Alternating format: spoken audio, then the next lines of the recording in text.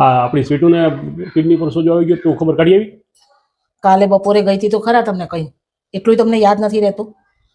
ખબર કાઢી આવી, કાકીએ મારી ખબર કાઢી નાખી. કાં શું થયું? તમારા કાકીને ક્યાં બીજો ધંધો જ છે? બસ વહુ હાથમાં આવે એટલે પૂરું, ગગલાએ રાખવાનું, જોયા જાણ્યા વગર. શું કાંડ થઈ ગયો? કાલે હું સ્વીટુની ખબર કાઢવા ગઈ ત્યાં, બરોબર? અડધી કલાક એની ખબર કાઢી, અડધી કલાક, કોઈ 5 મિનિટથી વધારે હોસ્પિટલમાં રોકાય નહીં. હું અડધી પોણી કલાક હશે કદાચ, વધારે વધારે. અને પોણી કલાક એની ખબર કાઢી અને કાકીએ મને કેવું કીધું ખબર છે? તું તો મારી છોકરીને મારી નાખી છે કે, એમ કરી અને મને એવો છણકો કર્યો. તે શું કર્યું? બહુ ખીજાણ. તે શું કર્યું તે તો કે હવે? કઈ નહીં, ખબર કાઢવા ગઈ હતી તો ખબર કાઢી. ખબર કેમ કાઢે માણસ? ખબર કાઢવામાં એટલું બધું કઈ કાકી ખીજાય ન જાય કઈ? તમારા કાકી છે એ ગમે તે કરે.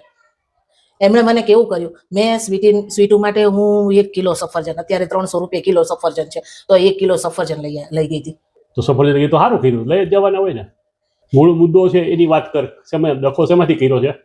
300 રૂપિયા કિલો સફરજન કોઈ ના લઈ જાય, તોય હું લઈ ગઈ. એ તો સારું અને કર્યું. પોણી કલાક એની જોડે મેં ખપાઈ, પોણી કલાક ખબર કાઢી. ઓહો. મેં એમ ખાલી એને કીધું, મેં કીધું કિડની ઉપર સોજો આવી ગયો છે ને તો ધ્યાન રાખજે, તને સાદું પાણી તો ભાવતું નથી, પાણીપુરીનું પાણી તો તું 2-3 લોટા પી જાસ, એટલે આમાં છે ને તકલીફ પડે આની ઉપર, એ તને ખબર છે? મેં એને એમ કીધું, મેં કીધું મારી બેનપણી છે ને એના હસબન્ડને 2 કિડની ફેલ થઈ ગઈ અને બિચારા અઠવાડિયું પહેલા જ ગુજરી ગયા. પણ તારે આવું કહેવાય? તો લે એને જાણ તો કરવી પડે ને, અહીંથી અટકી જાય. આ સોજો એમનામ આવ્યો હોય, નાનેરું બાળ છે હો.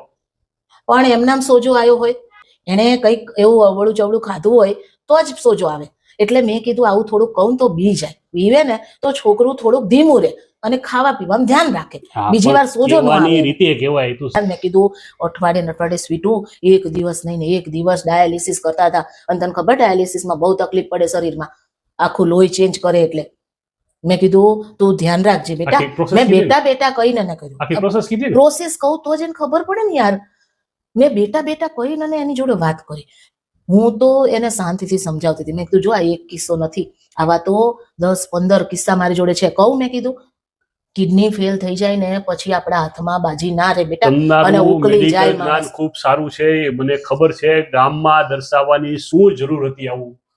અરે આપણે અનુભવી માણસ કહેવાય, આપણને એના કરતા હું ડબલ ઉંમરની છું, તો મારા જ્ઞાન વધારે હોય તો મારે એની માએ જે ના કર્યું, કાકીએ કંઈ ના કર્યું, એટલે મારે એની ભાભી તરીકે મારી ફરજમાં આવે છે કે મારે એને સમજાવી જોઈએ કે કિડની ઉપર સોજો આવી ગયો છે તો તું ધ્યાન રાખજે બેટા, અને હવે બધું સંભાળીને ખાજે પીજે. એટલે મેં કીધું જો એને સીધી રીતના એમ કહીશ ને, તમારા કાકીની છોકરી છે બરોબર, એટલે એ અવળચંડી છે, એને સીધી રીતના એમ કે તારે આ નથી ખાવાનું, તારે આમ નથી કરવાનું, તારે તેમ નથી કરવાનું, તો સમજે નહીં. પણ એને એમ કહું ને કે જો આવું થાય, કિડની પર સોજો આવી જાય ને પછી 2 કિડની ફેલ થઈ જાય તો ડાયાલિસિસ કરાવવું પડે, ઘણા મરી જાય, એટલું બધું કહું ને તો એ સમજે, અને તો એ થોડી કાબુ મારે અને ખાવા પીવાનું ધ્યાન હોસ્પિટલે ગયા હોય ને ત્યાં દર્દી કેમ હાજુ થાય ને ઈ કહેવાનું હોય, આવું ન કહેવાનું કે આમાંથી આમ થશે ને આમાંથી તેમ થશે. આપણે ઘરનાએ તો એવું કહેવું જ જોઈએ ને, એને સાચી સલાહ આપવી જોઈએ ને. એના મા બાપ ન આપે તો આપણે ભાઈ ભાભી તરીકે આપણી ફરજમાં છે. ભાઈ નથી નોકરીમાંથી ક્યાં પડી છે, ખબર કાઢવાય નહોતા ગયા, પાછી મને સલાહો દો છો. અને તમારા કાકીએ કેવું કર્યું ખબર છે? તમારા કાકીએ હું આમ બોલતી હતી ને, એને વાતો કરતી હતી ને, તો સ્વીટુની પાછળ ઊભા મને આમ ગુરક્યા કરે.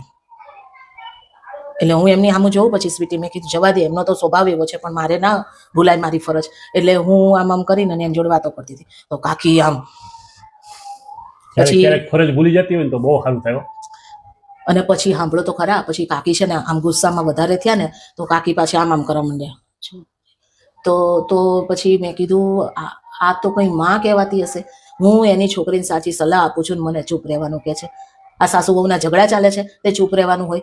તોય હું તો એની જોડે વાતો કરતી રહી, એને સમજાવતી રહી, સાચું જ્ઞાન આપતી રહી. તો આમ રહેવાનું નહીં તો આવે આમ મારી બાજુમાં હો. પછી મને આમ બાવડું પકડીને મને કહે છે કે હાલ તો જરાક બહાર, એ કે આપણે વાતો કરીએ, સ્વીટુને ઊંઘવાનો ટાઈમ થઈ ગયો છે, એ કે. તો બાવડું પકડીને અને મને રૂમની બહાર લઈ ગયા ને, અને પછી મને શું કે ખબર છે કે એને કાલ રજા આપી દેવાની છે, કે હવે તું ધક્કો ના ખાતી, આવું કહી દીધું. સ્વીટુ ઘરે આવે ને હું ખબર કાઢવા નથી જવાની, તમારે જવું હોય ને જાતી જ નહીં ક્યાંય. તું છે ને આજ પછી કોઈ દવાખાને ખબર કાઢવા ન જતી, અને ખબર કાઢવા જાય તો ઘરેથી મૌન વ્રત લઈ જવાનું, એક પાટી પેન હાથમાં રાખવાના, કા ડાયરી હાથમાં રાખવાની, એમાં લખીને ખબર પૂછીને ઘરે વહી આવવાનું. બાકી બોલતું તો આટલું નહીં જ બધું કંઈ. હું પાટી પેનમાં કેમ લખું? આટલું બધું હું તારે કોઈ કઈ કહેવું જોઈએ? તારે મૌન વ્રત લઈને જાય કેમ છો કેમ આજથી નહીં? મેં છે ને આજથી પ્રતિજ્ઞા લીધી, ભીષ્મ પ્રતિજ્ઞા. લાવો પાણી લોટો લાવો, પાણી લોટો લાવો. આજથી ભીષ્મ પ્રતિજ્ઞા લઉં છું કે હું તમારા સગામાં કોઈની ખબર કાઢવા જઈશ નહીં. હાઈશ. થોડા ઘણા સંબંધ બચી જશે. ઓલી હારું થયું તું આવી, મને ક્યારનું પેટમાં દુખતું તું. મેં કીધું આ વાત મારે કોકને કરવી છે. શું વાત? તને ખબર છે મેં ઓલી કાગડીને આજે ક્યાં જોઈ? ક્યાં જોઈ?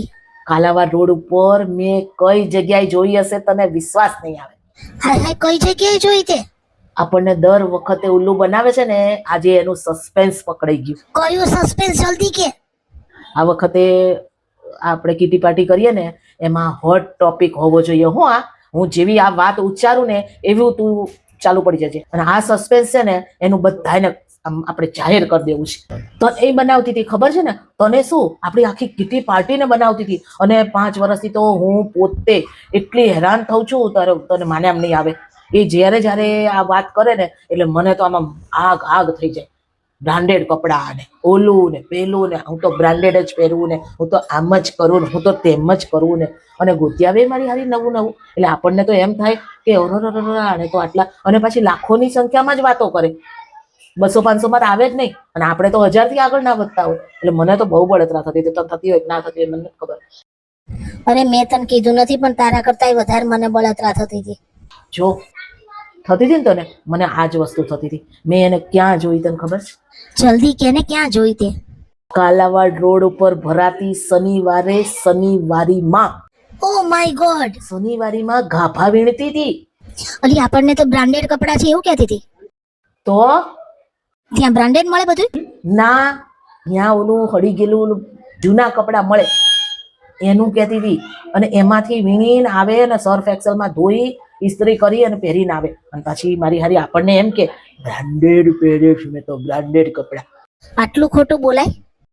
તો શનિવારીમાંથી ભલે ને લઈ આવતી, પણ આપણી જોડે ખોટો શું કરવા બોલતી હતી? આવું આટલું હળાહળ? અને આપણને ઉલ્લુ બનાવે પાછી. અને આપણે, મન તો મારી જાત ઉપર જ ચીડ ચડે છે કે આપણે ઉલ્લુ બનતા તાય ખરા પાછા. અને હાચોય માનીને એને બળતરાય કરી આટલા વર્ષથી. પણ અલી પહેરીને તો એવી રીતના આવતી હતી કે લાગતું જ નતું શનિવારીના કપડા હશે. આ વખતે છે ને કીટી પાર્ટીમાં જઈએ ને એટલે હું એવું કહીશ કે કાલાવાડ રોડની શનિવારી કોણે જોઈ છે? એ તો ના જ પાડશે. એ ભલે ના પાડતી, પણ તારે એમ કહેવાનું હા મેં જોઈ છે. અને બીજા 4-5 ને આ વાત ફેલાવી જ દેજે. તારી પાસે કઈ પુરાવો રાખ્યો તે? આ પુરાવો નથી યાર, પણ કઈ વાંધો નહીં. આપણે પુરાવાની ક્યાં જરૂર છે? એને જે કપડાં પહેર્યા હશે ને એનું બિલ માંગશું આપણે. એવું કરશું, પહેલા એને કહેવા દેશું કે ક્યાંથી લઈ આવીએ. હા સાચી વાત તારી, એવું કહેવા દેશું એને. હા, પછી આપણે એને કહેશું કે આ તો મેં શનિવારીમાં જોયું હતું. જો પછી એનું મોઢું જ કેવું થાય ને, જોવા જેવું હશે. આ વખતનો ટોપિક, હોટ ટોપિક મળી ગયો મને.